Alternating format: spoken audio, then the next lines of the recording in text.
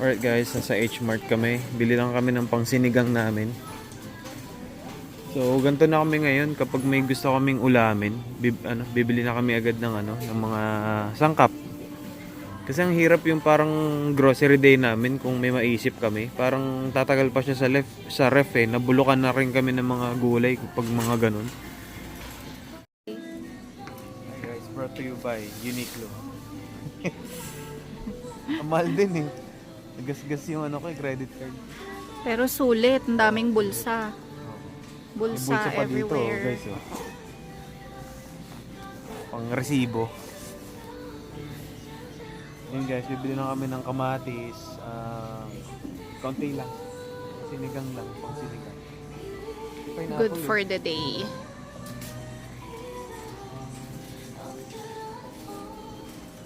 Ano ba sitaw? Or meron pa tayong doon, parang cabbage doon. Chinese cabbage. Sinigang? Oo, pang sinigang. Chinese cabbage.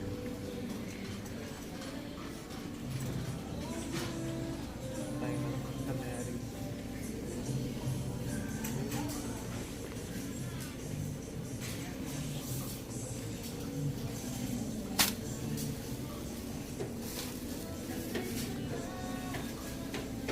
Tatlong piraso lang. Ano pa? Kamatis. Sibuyas pa tayo. Salmon tayo, no?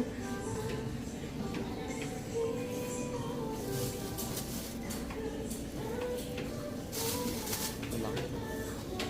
Gamitin na agad to, walang matitira. Yes. Ang broccoli. Sa sinigang, sige lang. Ibang ulam.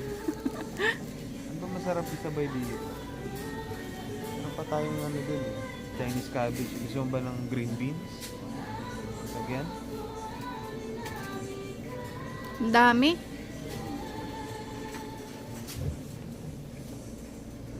Ayan, dumadampot na naman kami guys.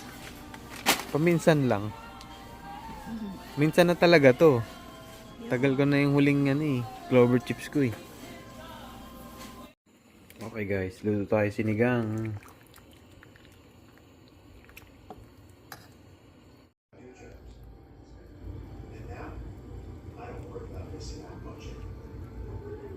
Ayan guys, kain na tayo.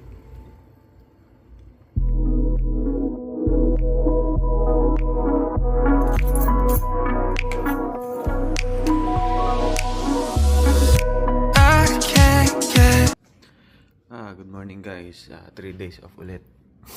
20 degrees sa labas. Siguro magpa-practice na lang ako mag-serve ngayon sa tennis. Para may active, naman ako, exercise. Ang hirap talaga kapag lumalamig na. Kung yung mga parang mga trip mong gawin outdoor. Ang hirap lumabas ng sobrang lamig. Good morning guys, Saturday. And pinilit ko yung sarili ko. Sabi ko wala akong excuse ngayon. Kailangan may magawa ako. May workout man lang. So pa-practice na lang ako ng serves ko sa tennis court. Temperature 28. Akyat yata ng 40s mamaya. Masaya na ako nun. Ayun nga.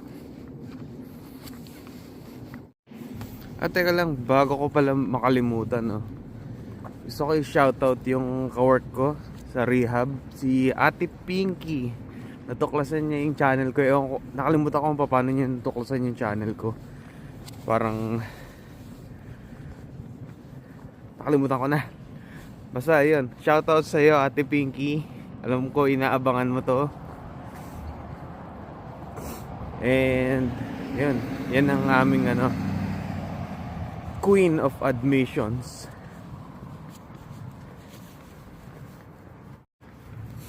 Alright guys, so mamaya medyo matagal-tagal na rin ako hindi nakapagbasa-basa ng mga comments. So titignan ko kung sino yung may mga tanong. Gusto ko lang din makatulong kung yung tanong nyo may iambag ba ako dun sa mga nursing related na mga questions. Oh, lamig na. Grabe. Lipat na lang kami state, guys. Gusto ko all year round ako nagte-tennis. Hindi, pero joke lang. Baka maghanap na lang ako ng indoor court. Ang mahirap kasi kapag indoor court, may mga membership yun. Medyo mahal din. Pero kung hobby mo naman, 'di ba? Minsan parang hindi na nagmamatter yung yung presyo eh. Pero hindi naman yung OA na presyo, no. Siguro parang mga it ranges $40 to $70 per month. Ganun yung mga membership na mga sa mga tennis center. Plus hindi naman ganun ka yung network ko sa tennis dito, hindi pa naman ganun kalawak yung mga kakilala ko na nakakalaro ko. Ako guys loner tennis eh. May ball machine lang ako, masaya na ako doon. So, let's see. Baka may murang-murang tennis center dito na may indoor court. Mahirap din kasi kapag mga ganitong time, mga winter time, fully book yung mga yon. Minsan parang 1 week ahead ka magbo-book eh. Depende kung gaano karaming mga nagte-tennis sa community. Pero dito kasi sa Maryland parang marami na rin. Nakikita ko kapag pumapasyal ako sa mga iba-ibang tennis courts dito. Dami naglalaro.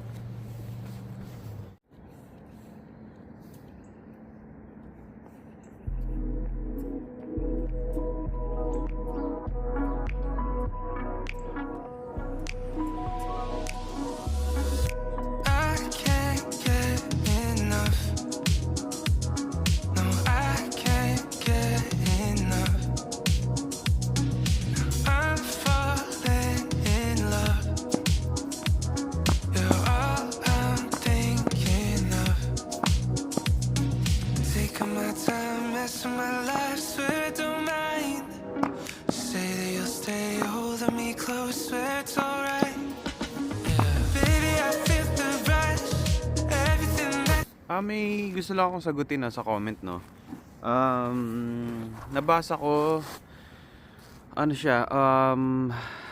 nagtatanong siya kung better ba daw ang US given the situation na nangyari dyan sa Pilipinas. Nasa early 30s silang mag-asawa. They're planning to start a family soon. Wala pa silang anak. They are in their early 30s. Yung asawa daw niya is a teacher, parang ganun, PE teacher, tapos siya ang nasa healthcare field.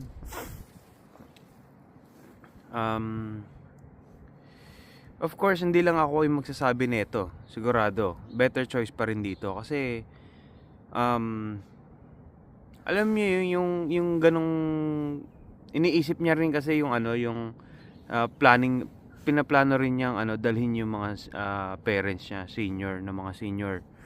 So, better life pa rin talaga dito sa Amerika, no? Kasi open doors lahat ng opportunity dito eh. Kung masipag ka lang, sabihin natin kung itatanong mo yung husband mo kung anong pwede magiging work dito, no? Ang dami, sobrang dami. Wag lang siya magiging mapili. Pero kung gusto niya ituloy yung pagiging teacher, open doors din naman, pero siguro may konting pagdadaanan lang siya, training or mga ganun. Basta sobrang dito, sobrang open doors lahat ng opportunities. Yun ang kagandahan ng Amerika.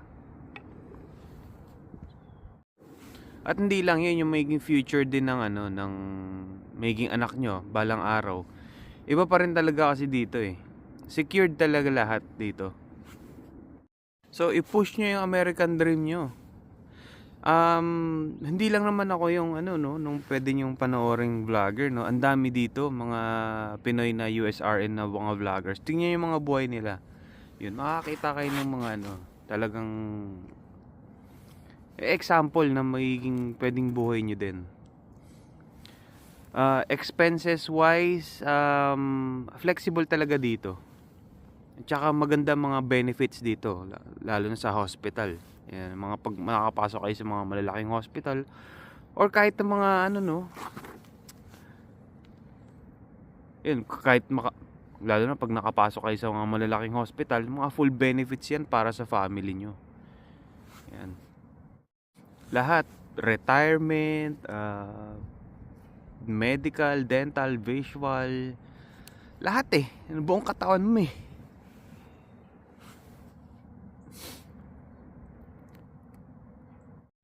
Siyempre kung inaalala nyo no, na yung future ng sabihin natin mga anak nyo, isipin nyo nandito na sila, 'di ba?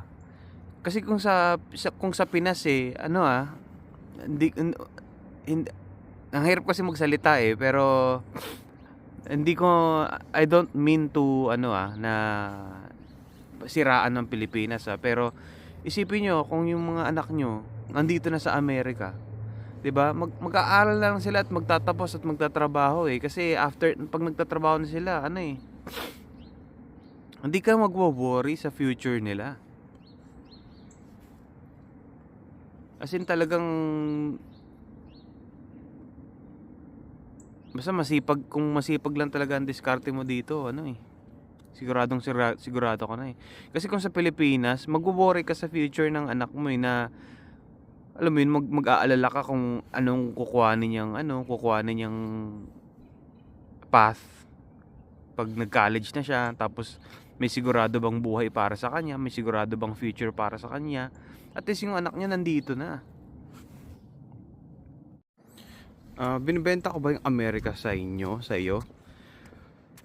Oo, kasi kung ganun ang mga hinahanap mo, perfect ang Amerika para sa iyo. Siguro kung mag-isa ka lang, kung sabihin natin mag-isa ka lang, single, naghahanap ka ng parang adventurous ka, hindi mo alam kung anong gusto mo lang mag-abroad, gusto mo lang mag-ipon, pera, trabaho, bahay.